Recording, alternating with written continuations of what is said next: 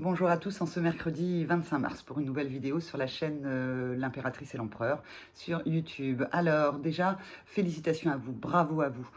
Nous sommes le mercredi et ça fait maintenant plus d'une semaine qu'on est dans le confinement et vous avez réussi, vous avez traversé cette première semaine. Donc félicitez-vous, vous pensiez peut-être que vous n'y arriverez jamais et pourtant vous y êtes arrivé. Alors revenons à l'Impératrice et l'Empereur, au rejet et à l'abandon. J'ai eu deux personnes qui sont venues vers moi pour me poser des questions. Une première personne qui m'a dit, par rapport à l'exercice des post-it que vous trouvez sur une des vidéos, eh bien mon post-it, je l'ai positionné à cet endroit-là depuis 2 jours et il n'a pas bougé. Donc en fait, je lui ai répondu pour pouvoir l'accompagner de ce que peut-être ça voulait dire de l'avoir mis à cet endroit et de ne l'avoir toujours pas bougé. Bien évidemment, pardon, je lui ai aussi dit qu'une séance comme ça, par une réponse SMS, ça valait pas une séance complète.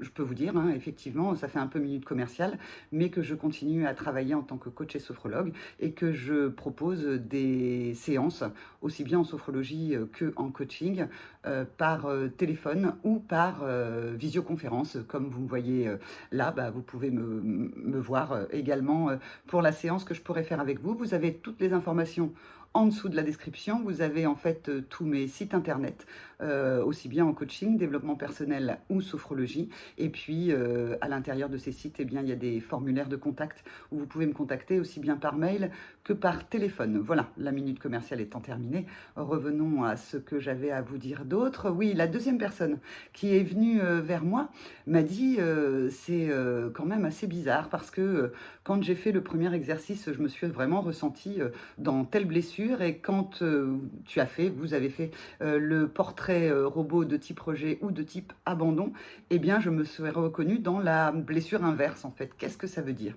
Alors, sur ce sujet-là, c'est un peu plus compliqué peut-être que ça n'y paraît. Je ne suis pas là non plus pour à tout prix défendre ce que moi j'ai compris. Il est possible qu'il y ait des bugs. C'est peut-être ce que je vais comprendre en fait sur la chaîne, que ce que j'avais compris n'était pas forcément à l'endroit où je l'avais vu. Maintenant, s'il y a une dissonance entre le portrait robot et ce que vous aviez connecté à l'intérieur de vous, moi je peux imaginer toujours que le corps ne ment pas, il ne ment pas, sauf si c'est le mental en fait qui a pris la place lorsque vous avez fait l'exercice. C'est pour ça qu'en fait, avec la visualisation, je vous demande d'être dans le calme. Et puis, quand c'est avec le post-it ou en regardant les petits bonhommes, c'est vraiment être centré sur soi, prendre ce temps-là pour vous, pour pouvoir vraiment connecter et ne pas connecter à des souvenirs anciens, à des situations qui ont été manifestées, parce que à ce moment-là, vous pourriez ne pas entendre réellement la blessure qui vous anime. Et puis, eh bien, peut-être que je me suis trompée. Je ne sais pas. On verra bien à l'issue de cette chaîne. Et c'est aussi grâce à vous, grâce à vos retours. Et je vous remercie des gens qui viennent vers moi et qui me partagent ce qu'ils ressentent quand ils font les exercices de la vidéo ou quand ils écoutent. J'ai eu aussi des magnifiques retours, hein, des gens qui m'ont dit merci, j'ai compris quelque chose. J'ai transmis à mes amis et je pense que prendre conscience de cette blessure, qu'elle soit le rejet ou l'abandon, je répète que rejet ou abandon, il n'y en a pas un mieux que l'autre, tout le monde est bon, tout le monde fait partie de ce tout. On a toujours besoin à la fois de son côté empereur et de son côté impératrice. Empereur plutôt pour faire, impératrice plutôt sur les intuitions, sur la créativité, même si c'est pas aussi cadré que ça. D'ailleurs, je voulais aussi m'excuser parce que hier, quand j'ai parlé des mères de famille qui étaient aux prises avec, pendant le confinement, là, avec leurs enfants, évidemment, c'était un peu genré parce que c'était la maman et tout. Bien évidemment, ça peut aussi être des papas. Hein, j'ai dit maman parce que sûrement parce que je suis une maman, j'en profite pour embrasser mes enfants.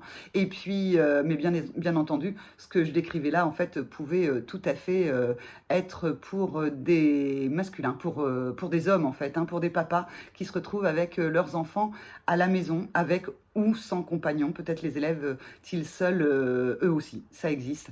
Et donc voilà, me voilà excusée, ou en tout cas, me voilà avoir offert mes excuses à toutes les personnes qui ont pu se dire mais dis donc, moi je suis un papa et là pourquoi parle-t-elle toujours des mamans? Non, non, non, dans mon esprit vraiment, il n'y a pas de genre par rapport à tout ça.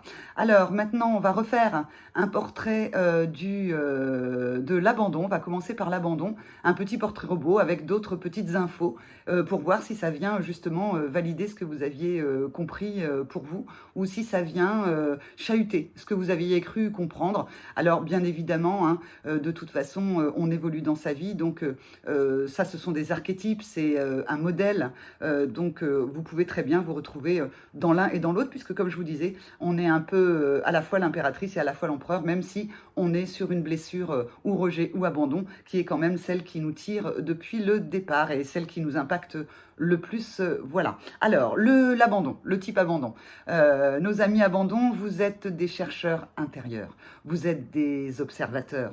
Quand vous rencontrez des nouvelles personnes, vous les scannez. Alors, pas du tout, il n'y a pas du tout de jugement de ma part, mais vous regardez, vous scrutez, vous allez aller voir à l'intérieur de cette personne comment elle vibre pour vous, en fait. Est-ce qu'il y a un danger pour vous? Est-ce qu'il y a de la sécurité pour vous d'être en relation avec cette personne? Ou est-ce que non, ça vibre pas du tout avec vous? C'est souvent des gens qui vont dire « Oh là là, dans une soirée, j'ai rencontré truc ou bidule. Et alors, tout de suite, j'ai senti qu'avec moi, ça n'allait pas le faire. » Alors, il est extrêmement donc tourné vers lui-même. Et puis, l'abandon, il est extrêmement exigeant avec lui-même. Il se met des défis à relever, de la perfection. Il faut que tout soit comme au cordeau, hein, comme je l'avais dit tout à l'heure. Donc, il est très exigeant avec lui-même. Donc, il attend de l'autre qu'il va rencontrer ou qu'il a déjà rencontré la même exigence. Et parfois, si l'exigence n'est pas au rendez-vous, il va avoir beaucoup de mal avec ça. En plus, il va se demander en fait si la personne peut-être est quelqu'un de fiable ou pas, puisqu'il n'y a pas cette exigence. Quand vous parlez avec un abandon, pardon, et que, par exemple, vous commencez à digresser, tel que moi qui suis dans le rejet, à un moment donné, vous perdez l'interlocuteur. Il ne faut pas que ce soit trop long, il faut bien que ce soit cadré. Il faut que tout soit au bon endroit et que ça ait une cohérence. Parce que l'abandon a besoin de cohérence, a besoin de logique. D'ailleurs, c'est un être de l'être et non pas un être du fait, comme nous verrons ensuite sur le rejet. C'est un être de l'être et chaque mot est important pour lui. Quand il vous parle pas forcément, il dit pas forcément beaucoup de choses, mais tous les mots sont pesés. Tout ce qu'il vous dit a été réfléchi. Il ne va pas partir dans des diatribes où en fait il aurait tout d'un coup sa pensée qui échappe. Il contrôle, mais en fait en même temps c'est par amour pour vous qu'il vous dit des choses vraies. Parfois il finit pas ses phrases, mais dans ce qu'il vous dit, il y a toujours un énorme cadeau qu'il vous fait. Et puis, une dernière chose sur le type abandon, son champ des possibles à lui, il est très pragmatique. Il ne va pas partir dans des choses complètement folles. Donc, si vous dialoguez avec lui, si c'est au niveau du travail et que vous devez présenter un projet, eh bien, il faut que tout soit cadré parce que s'il y a une petite chose là auquel vous ne savez pas répondre ou simplement quelque chose que vous ne connaissez pas encore avant, vous avez sûrement parfois peut-être la désagréable impression que votre projet ne sera pas retenu, juste parce qu'en fait, c'était pas au cordeau.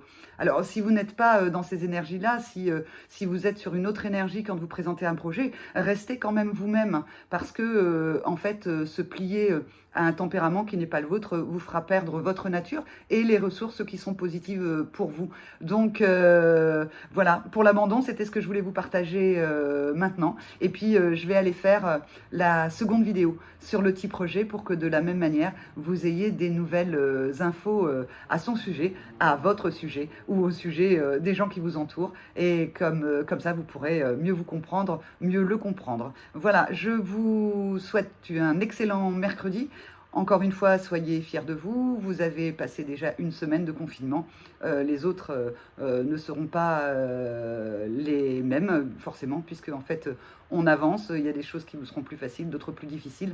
Mais ayez confiance en vous et restez chez vous. À tout de suite pour le rejet.